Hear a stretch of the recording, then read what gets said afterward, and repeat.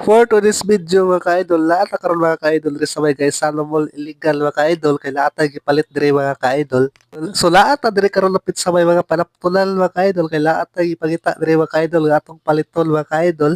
So kay wala pa man jud nako nakita ako gipalit dire so ako sarang suroyon dire sa sulod kung naasa rin nakita reali mga ka-idol nga atong paliton mga ka-idol.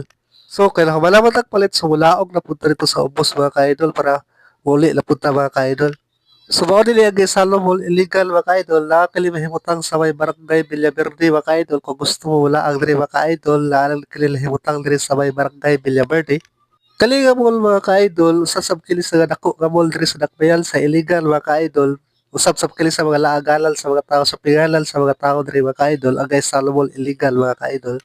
So katong nakita diri nga dako gali siya nga mall mga ka-idol diri sa sulod mga dagal sila mga baligya diri mga ka-idol. Kung gusto mo mag-shopping diri ka mga ka-idol. So diri na tatawan mga ka-idol kay buuli na ta mga ka-idol. Idol until next video mga ka-idol. Don't forget to follow my Facebook. Bye-bye po sa lahat sa amping tagtanan karon.